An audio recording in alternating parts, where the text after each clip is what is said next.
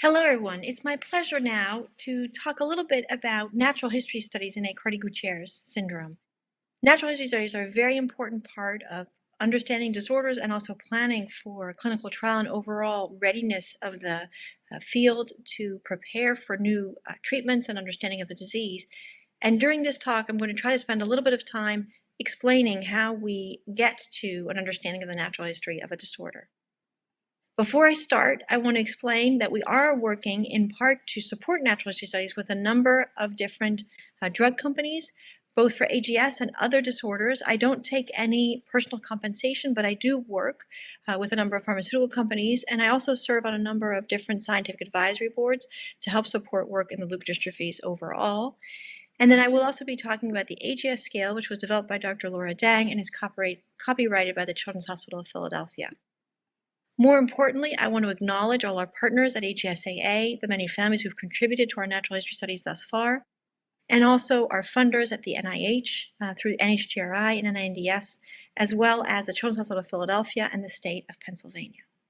I'm going to start, by explaining a little bit about the different ways AGS can present. This first presentation is one that many parents in this meeting will be familiar with. It's a baby boy who presented at birth with signs and symptoms concerning for congenital infection. The baby hadn't had enough head growth before birth. The baby had liver problems and also had problems with red blood cells as well as with platelets and required transfusions of both in the neonatal intensive care unit. Because people were concerned at the hospital for infection, a lumbar puncture was done to measure spinal fluid, and they saw elevation of the white blood cell count in the spinal fluid, as well as markers called neopterin and tetrabiopterin, which are signs of interferon activation. However, all viral studies were negative, and ultimately this led to an evaluation for genetic causes of interferon elevation, which led to a diagnosis of Aicardi-Goutières syndrome. And later on, the baby developed more typical symptoms of AGS, such as irritability and also specific skin lesions called chilblains. However, a very different kind of presentation, one that we're only becoming familiar with, is the next one. This is a baby boy also, but over a year of age, who had very mild developmental delay, and then started presenting with recurrent fevers of unknown origin and intermittent irritability. In the 5 months, those symptoms stayed unexplained until 18 months, when all of a sudden it was noted that he had onset of movement problems called dystonia, which is where there's twisting or inturning of a hand or a foot, leading to problems with walking and also associated problems with production of speech. And then the symptoms worsened for several months, but then stabilized and have stayed stable long term. These two presentations are very different, but only the first one initially would have been recognized as Aicardi-Goutières syndrome, and it's only very recently that we've recognized more broadly encompassing presentations in AGS beyond the first neonatal presentation that was described initially.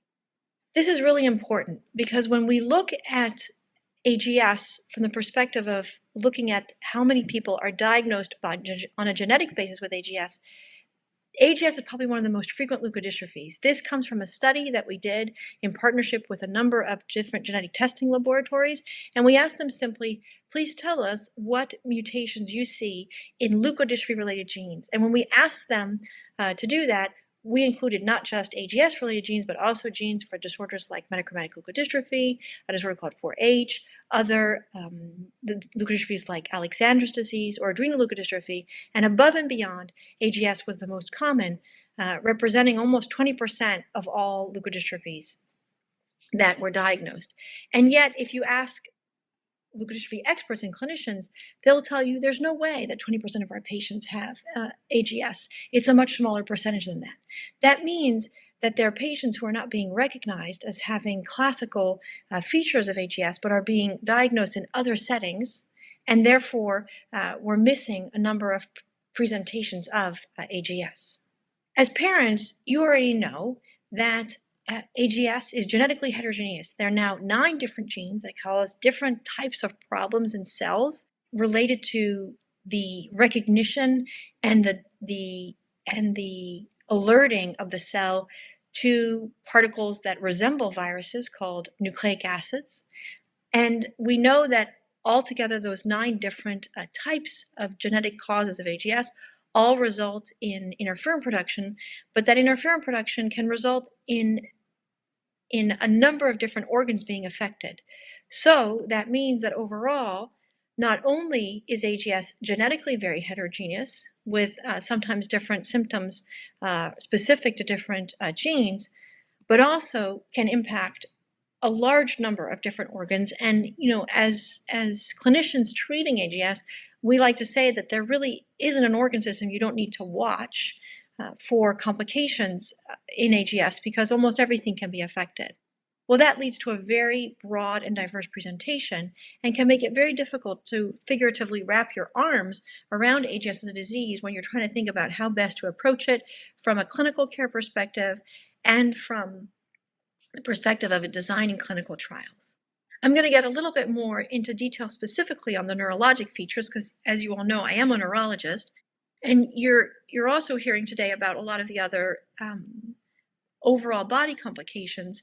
But if we even think just specifically about neurology, we know that AGS can present in very variable ways. So this is from work done by Drs. Odang and Gavazzi, who are also speaking today, and you can see that important features such as age at presentation and also how severely affected by scales such as a GMFCS, MACS, and CFCS can vary broadly. So we know, for example, that historically and in continued actuality, patients with TREX1 are more likely to present as babies than almost any other of the genotypes. And ADAR and IFIH1 in particular, and sometimes RNase-H2B, can present in very variable fashions with much later onsets in some cases. And we also know that there are patients who present after 1 year of age who present, instead of presenting neurologically early on, first present with a number of features that are not specific to neurologic presentation, but they can be things like unexplained fevers or almost rheumatologic symptoms before a more rapid period of neurologic change. And that the pace of those changes can vary from anywhere from a year to more than a decade.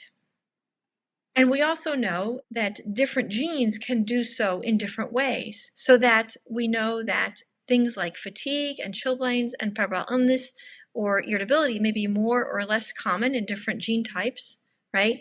And that the presentation more focused on tone abnormalities or more whole body abnormalities like non-neurologic abnormalities like significant fevers and skin manifestations will vary significantly between different genes. One of the easiest ways to think about how different the different genes can be from a presentation perspective is to look at developmental milestones. So we're all familiar with thinking about developmental milestones in our children, and it's something we often record for our own children. And this is a map of different developmental milestones where you can see things like smiling and holding your head, all the way up to walking up steps and using words. And the cool colors, the blues and the purples, are representations of low numbers of percentages of children achieving those milestones, 10 or 25 or 50%. And then the warmer colors are representations of greater numbers of children achieving those milestones, anywhere from 75 to even 95 and more percent. And you can see that in children with TREX1, it is more likely that milestones are going to be hard to achieve, with children having difficulty achieving milestones such as rolling over or sitting or walking. And that goes along with the fact that the disease starts earlier, at a time when those milestones, in most cases, at a time when those milestones are just being established.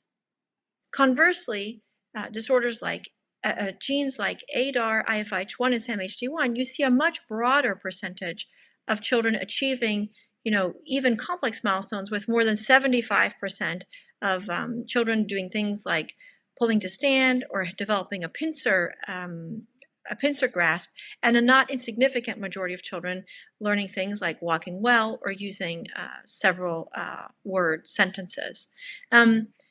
I think that it's important to note that here we don't have information about either some of the more rare genotypes, RNase H2A and RNase H2C, or the newly described genotypes, LSM11 and RNUN71. And that's not because those genotypes don't matter, but just because to date we don't have enough patients yet to be able to describe these type of features well enough to map them out in this way.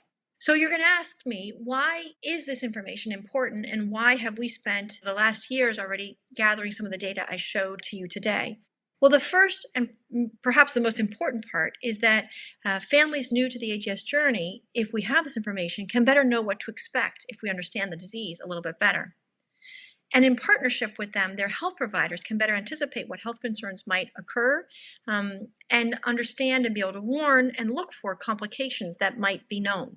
And so understanding the natural history from just a clinical care perspective is really important. But looking into the future, clinical trials require an understanding of the effects of the disease and an evolution of function over time. You can't effectively define a clinical trial if you don't know what would happen to patients without treatment. And equally important, you can't understand what side effects might happen from new and novel therapies if you don't understand what kind of disease complications might happen over time. You can't, for example, know whether or not if people have anemia or low white blood cell counts or problems with their platelets, you can't know if it's because of the new medication you're trying versus because of the disease if you don't know what kind of complications can happen. And then finally, understanding a map of what the disease looks like over time and what might happen to patients is very important, both to understanding diagnostic testing and also justifying new testing. I'm going to give two examples. The first is that it's important to understand what kind of presentations might occur in a disorder to be able to interpret genetic testing when it's sent. When children are tested with new diagnostic tests like whole exome sequencing or whole genome sequencing, which look at large numbers of genes at a time, it's not uncommon to have variants show up in genes that aren't related to the patient's presentation. And geneticists and neurologists need to be able to know whether or not a presentation is within scope for the genes associated with AGS or not. It's not infrequent for us to have a patient visit us at the Leukodystrophy Center with the question about whether or not variants in AGS-related genes are relevant to their disease because their local neurologist only has experience with the severe forms of AGS and not the milder ones. And if a patient is presenting in a mild fashion, that neurologist or geneticist may not realize that the genetic changes are actually consistent with the presentation that patient has. Just as importantly, as we begin to advocate for earlier diagnostic tools like newborn screening, being able to make a case for how broad the implications are in AGS, to how many organ systems can be affected and how many organ systems potentially need monitoring and need therapeutics will become important to justifying whether or not newborn screening is accepted overall. So I thought it would be helpful to map out for you how we can do natural history work and what the steps are so that it makes more sense why we might not have all the answers at this time. The first thing you need to do when you do a natural history study is you need to actually get permission from an ethics board called an IRB to do the work at all. You have to make a justification to the IRB why the work is important, why the work is going to be impactful for the health of the patient population involved, and in a detailed fashion how you're going to collect that data. The IRB asks us to inform them about exactly what we asked of families and patients to ensure that the risk-benefit ratio is balanced, and we have to make explanations about what measures might be useful to do, what might be valid in the patient population, and explain exactly how they're going to be applied and how they're going to be meaningful overall to the patients involved. The patients or their parents are then asked to voluntarily participate and sign informed consent. And many of you may have already done that and will recall having the informed consent discussed with you by either a coordinator or an investigator on the study. Typically, this kind of informed consent also includes permission to recontact families and patients if new studies are done later. And we take pains to recontact families as new opportunities become available. And then the study teams will work with patients to collect records, to perform assessments, and those assessments can both be in-person assessments or can be remote assessments or surveys and questions. The study team will then work hard to document the data in a system that retains the data in a safe and confidential way and allows us to pull the data out in such a way that it can be analyzed by statisticians. And then we work hard to analyze the information and be able to publish it and disseminate it to inform the field and the community. I thought it'd be helpful to talk a little bit about what kinds of natural history studies can be done. The first is a retrospective natural history study. It's done by a careful review of events that have occurred in the past or in a retrospective fashion. And that can include reviewing medical records or events based on parents' recollection to understand the time at which certain events have occurred in the life of a patient. The chart in front of you is based on a review done by one of our coordinators at the Leukodystrophy Center of Excellence of over 400 patient charts to identify at what time the patients needed feeding help through a G-tube. And you can see that patients who have later onset disorders, such as adrenoleukodystrophy in pink at the top, right, often never need a G-tube at all, or if so, need one later than other disorders, including AGS, where there might be a earlier need for a G-tube. And we can do this same type of evaluation for almost any event, including the development of certain milestones and including the attainment of complications such as problems with your blood cells or problems with your breathing. And that kind of work is currently ongoing in Aicardi-Goutières syndrome for a broad range of different what's called time to event measures, or time that it takes for an event to occur, and which will help us understand a map of the disease. Another kind of natural history study is what's called a prospective natural history study. That's where you undergo specific assessments, often at specific times, by physical therapists or other providers to try to map out how a specific assessment changes over time. And many of you have had, by participating in our natural history studies, both application of what's called the AGS scale and things like the GMFM-88 that are done by our physical therapists at CHOP. And understanding how those change over time can help us understand whether some of these tools can be helpful to measure change during a clinical trial. So an ideal outcome for a clinical trial is one that is measurable and changeable. So you want something that can get better if the patient is getting better and shows the fact that they're getting better. And you also want something that most patients can do fairly easily and not be too dependent on whether or not somebody's having a bad day or didn't sleep enough the night before or is otherwise not feeling well. And doing these type of prospective assessments can help us pick the best assessment for clinical trials. Other types of natural history, prospective natural history studies, include looking at information on the burden of disease through surveys, interviews, and questionnaires by asking questions directly from patients or their care providers. And this information might seem sometimes intrusive or difficult to do because it requires participation from the families to fill out surveys, but is really important because the FDA, for any type of clinical trial, will require direct information for whether or not patients feel better or whether or not their care providers feel like they feel better. So, for example, many of you participated in the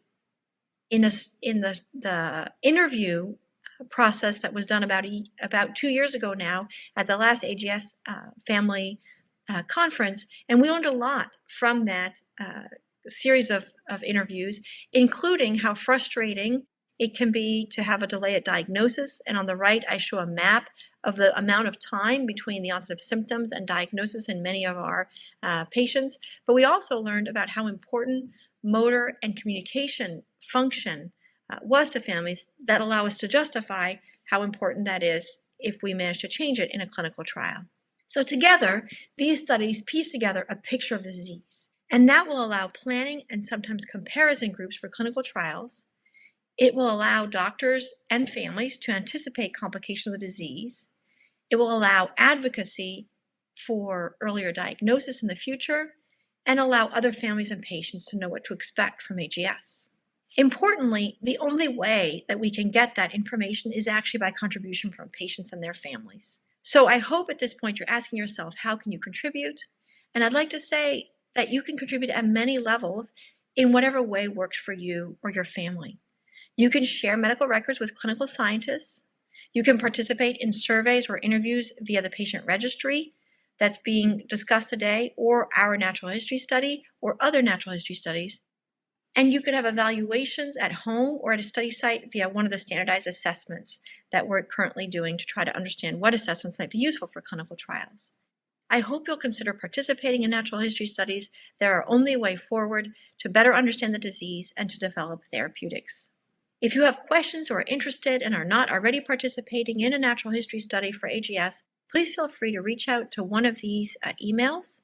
I'll leave that up for a minute so you can write it down if you want. The simplest one is L as in Lucy, C as in Charles, and E as in Elephant for Leukodystrophy Center of Excellence at chop.edu.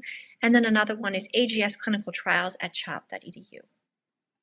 Thank you already to all the people who have participated, and thank you in advance to the people who choose to participate in the future to share important information about AGS with our scientists and our families. Thank you very much.